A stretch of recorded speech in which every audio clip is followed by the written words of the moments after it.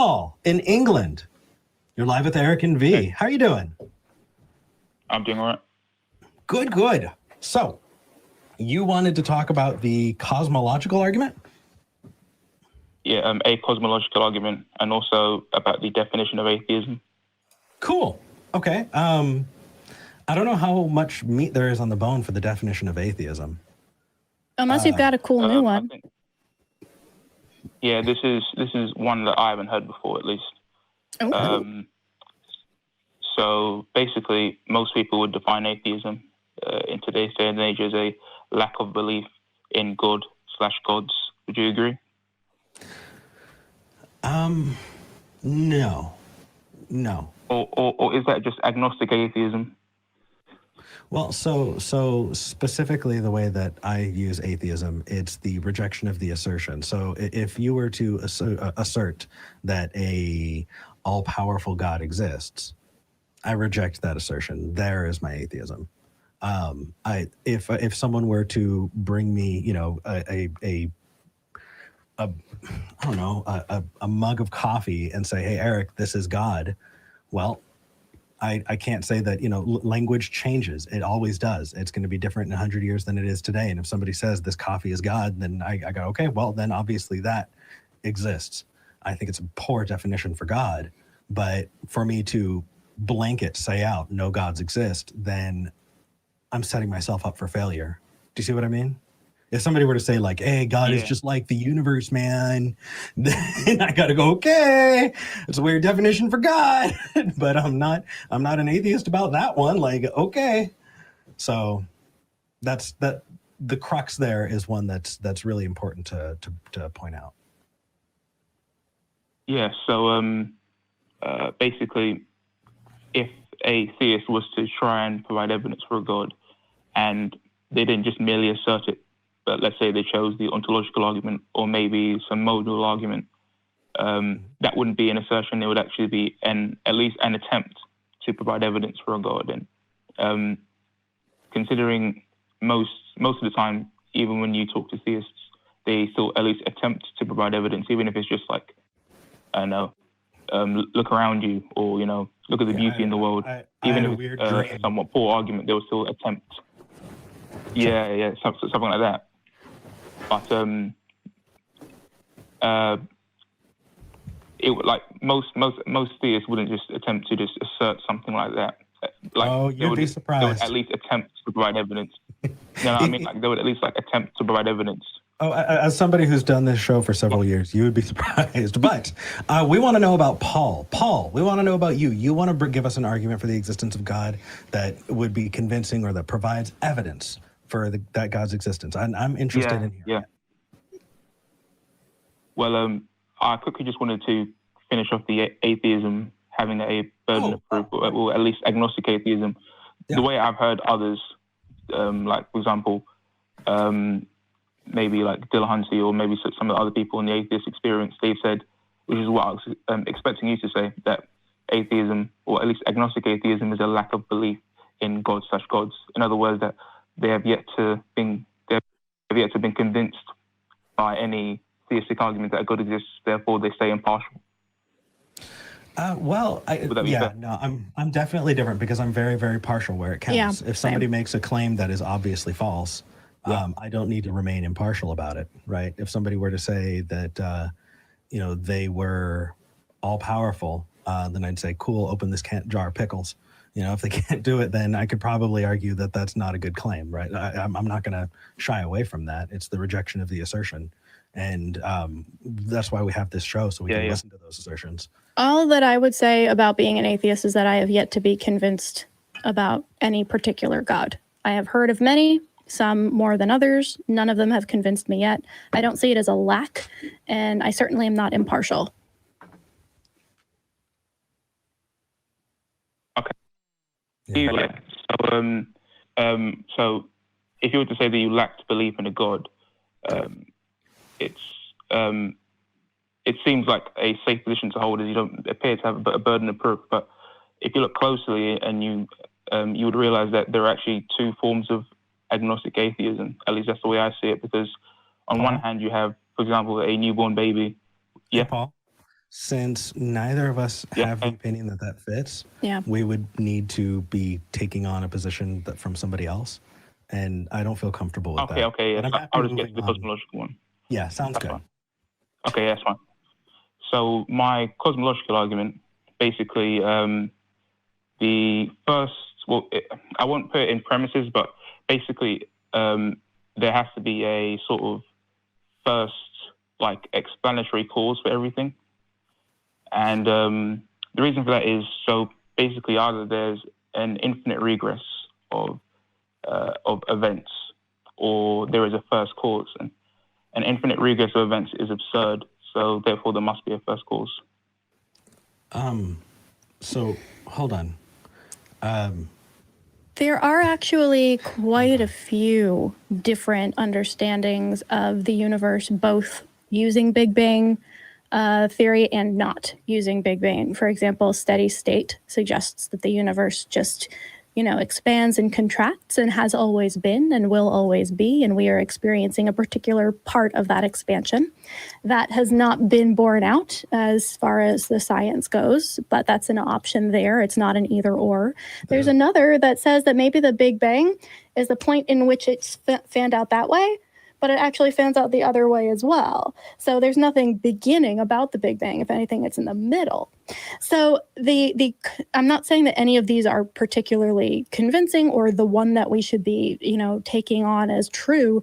What I'm saying is that the desire to make it into a dichotomy of either this or that, and therefore this one makes more sense to me, so it makes it more likely, is so wrong on so many levels, not only because we have so many different versions of how the universe could have started or not started, but also all of those defy common sense and our linear way of looking at time and experiencing time and space.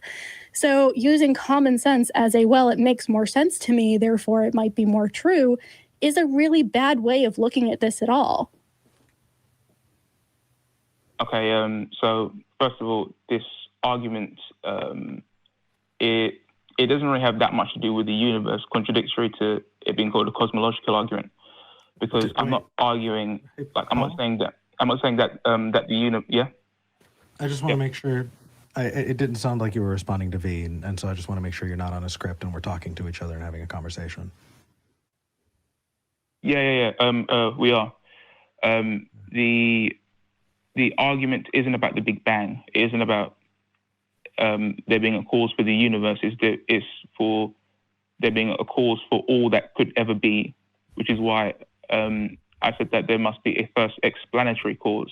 So I'm saying that for all things that could possibly be, there must be a first cause for all of them. That includes any multiverses, that includes any form of cosmology that you may subscribe to, steady state, asymptotically static universes, any sort of universe that you may think of, whatever, like however reality may have been, it must have a first cause, essentially. Okay. And obviously I would need to provide evidence for that. But. Yeah, so yeah, well, there are a couple of pieces there. So this is a first mover argument, which is, but it's good to make sure that we're first mover, yeah.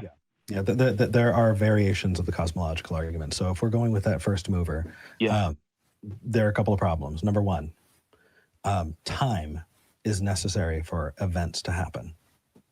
Is that controversial at all? That is true. Okay. So can an event happen without time? No, an event cannot happen without time. Okay. So if you believe that the universe was created, that is an event. And if in that universe, time was what existed in that universe, and you cannot have universe without time, those things are inextricably linked. How can a God create anything when there is no time? Well, that was a bit further on in the argument, but I'll answer that. So if God created the universe, which I believe he most likely did, God would have been in a timeless state. And what does timeless mean? So in other words, it's a state of affairs sans time. a state of affairs without time. Okay, I argue that that does not exist at all. I don't even think that's a position you can put on the table. Like, if we're worried about being realistic and not violating common sense by talking about, say, infinite regress, how on earth can we talk about timeless states? I mean, do you think there was like a vacuum sealed God just kind of floating through until... You couldn't float. There's no space either. And there's no time to float. Yeah. Yeah, no, I think that's absurd on its face. Okay, why do you think that's absurd? Okay, so timeless, what is it? For a thing to be timeless, it must be able to exist without time. Or if a state of affairs is timeless, then time isn't there. Like, okay. It isn't. It isn't simple. Can you give me an example? Maybe we're just having some category issues, and I'm not understanding the subcategory that you're talking about. Give me an example of something that's timeless. The first necessary cause of the universe would be an example. No, I understand. It's circular, I know, but I would have argued towards that, to be honest. Yeah. So I'm glad you bring it up, and I just want to bring that up for other people. When I asked Paul to give me an example, he pointed back to the example he's trying to prove. Paul, is there anything that has a timeless quality to it other than what you're trying to argue exists, so that I can maybe contextualize what you're talking about? Numbers. Okay. What about numbers? Numbers are timeless. Numbers are a concept. Is God just a concept? I mean, I'll give you that. No, I agree. We talk about God as a concept. Sure. It's an idea in the same way that any other fictional character is. But are you saying that there's some kind of... Numbers doesn't make any sense. Like, do you think that they're just kind of random ones? Immaterial. No, they're not. No, that's a category error. This is my... The category you're reaching here is things that exist as in physical material things. And instead, you're pointing to what we use to describe those things. Mm-hmm. So I don't, when I look at you, Paul, or when I talk to Paul, I'm talking to the one Paul that is on the phone. That is the number one assigned to you because there's one of you. That one is a descriptor. Those descriptors don't have thoughts. They don't have opinions, and they sure as fuck can't make anything. They're linguistic tools that we use to describe things. Yeah. However, as I said before, I would have argued towards a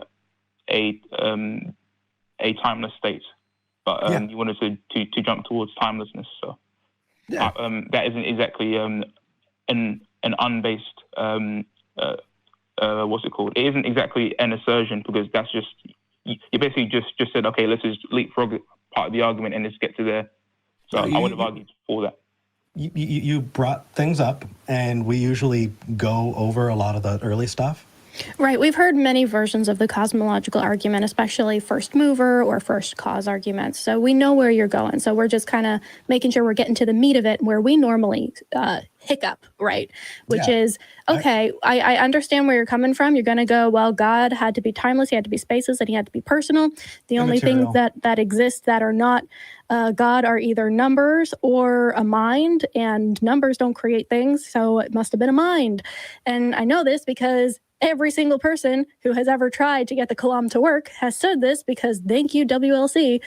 Okay, for people who are watching, there's a lot of things V just referenced. Sorry. William Lane Craig is a popular Christian apologist. I reversed Gishgallop. You really did. That was bad. What was described by V is the Kalam cosmological argument as talked about by William Lane Craig. This isn't the Kalam cosmological argument. Yeah. This isn't the Kalam cosmological argument. Okay. This is, right. The Kalam cosmological argument starts with a causal premise.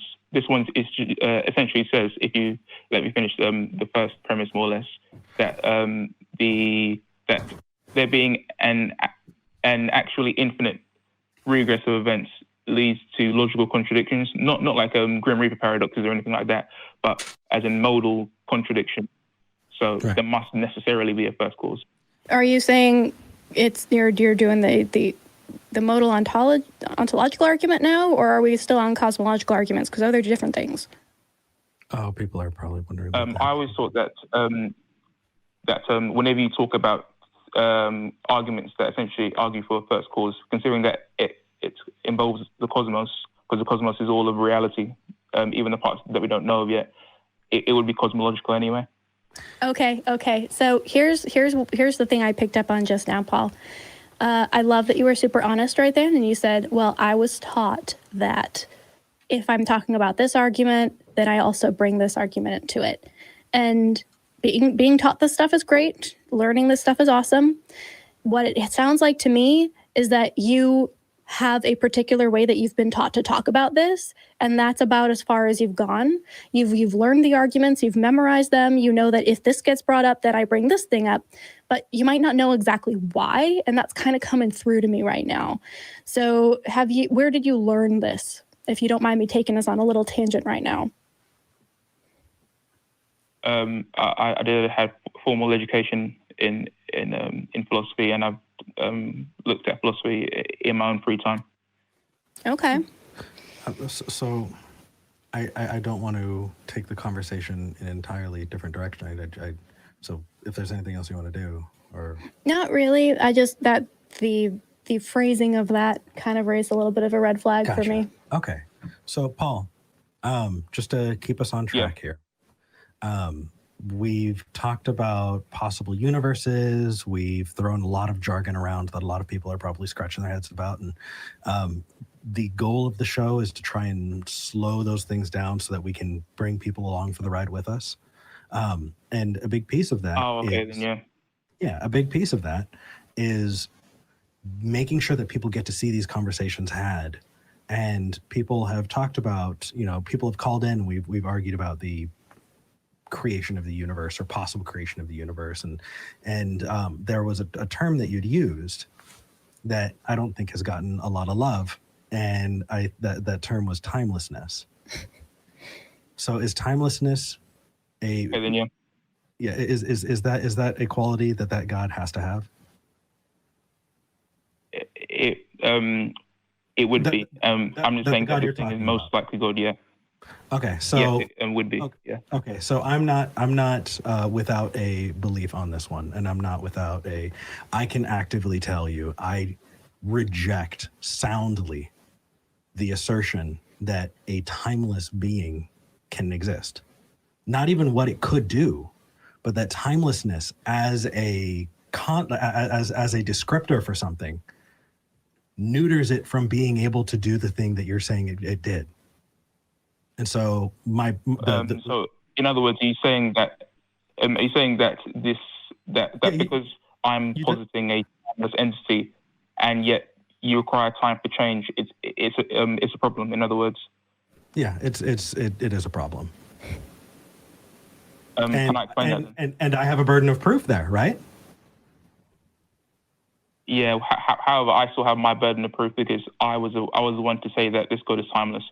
And sure. I still haven't provided any evidence for that because the argument hasn't really flowed well. But regardless, basically, as I said, there's either a infinite regress of events that would be time going back infinitely, and space as well, because of space-time, and then matter.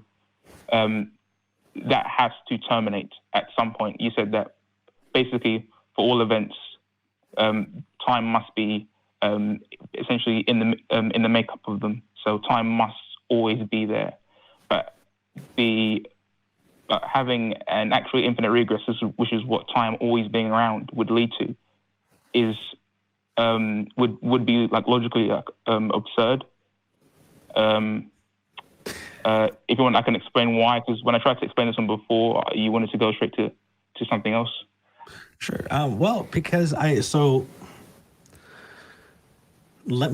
I rephrase this to you and see if I'm on the same track as you? Okay, then yeah.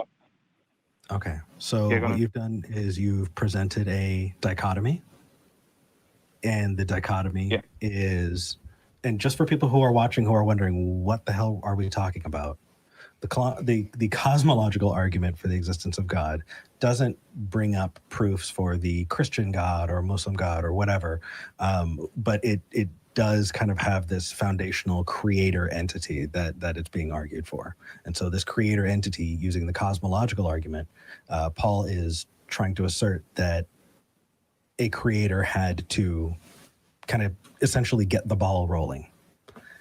And so when I asked Paul, I said, "Hey, Paul, how do you get there?" And he said, "You know what? I got to describe it." And so, Paul, what you did is you said we have two options: either time goes back infinitely, or it had to start somewhere. And if you knock one out because it's a dichotomy, the other one has to be true. And you're saying that time going back infinitely is absurd, which I'm assuming you mean also cannot be true. And so we're left in any possible world, it cannot be true.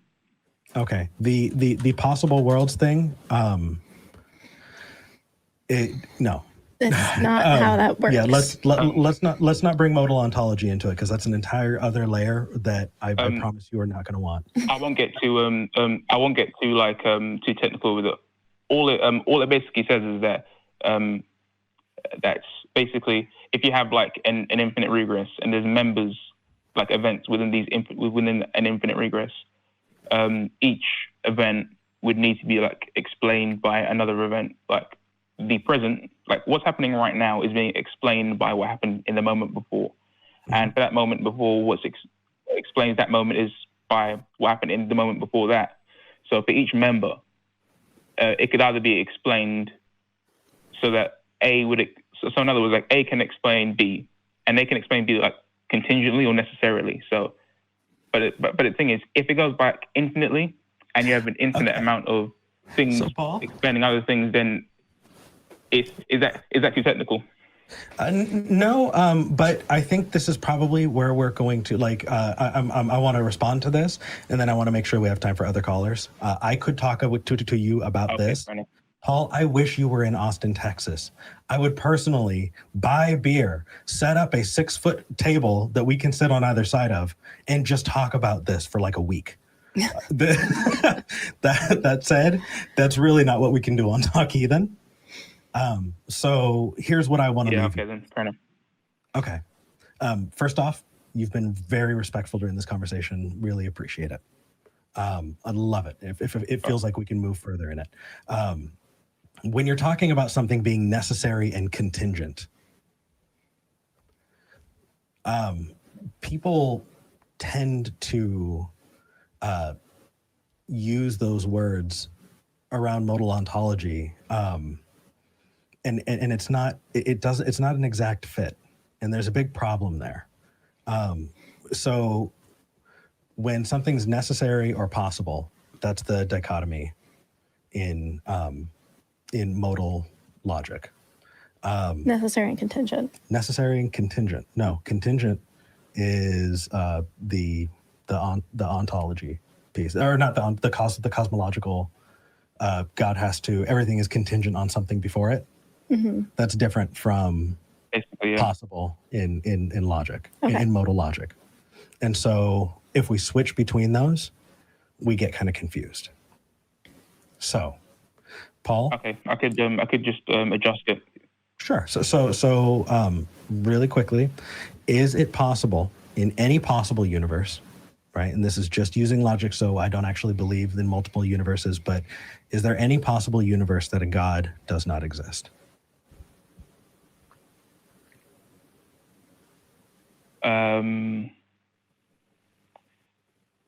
No, that's not possible. Okay, if that's the case, would exist necessarily. Okay, so you're making the claim that God is necessary. I'm saying it's not even possible, and you're saying it's not only possible, but it has to be there. So you cannot possibly imagine any possible universe where there's not a God. No, there isn't. There aren't any possible universes without a God.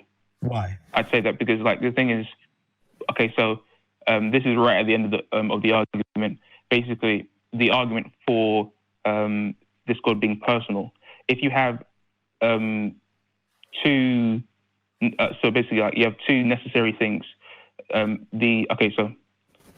change that. The necessary first cause can either be conscious or unconscious. If it's unconscious, it's just like an object. If it's conscious, then basically it can make a choice. If it was unconscious, the same way that whenever water goes below 0 degrees, it freezes without choice. It just does that. Then the universe itself would be as old as God. It would be eternal, because considering the fact that the first cause basically A, which is the first cause, caused B. Paul, it would exist as long as A existed. In the same way, yeah. You're using a lot of language here that is adding to the complication in things. Eternal being one of them. Okay. I'll simplify it then. That's yeah. Okay, may I? I think what you're trying to say is you cannot have a universe without God, because only gods can create universes. Is that safe for me to say about only God? No, because an eternal universe. A universe with infinite regress can't happen. And I'm not talking about was that. A unconscious thing. Right. I'm specifically asking you the question. Yeah. I asked you, is it possible to have a God without a universe? You said it's not possible. And so I'm putting words in your mouth, and I'm trying not to. And so I want to ask you, because I don't want to straw man you before we move to the next call.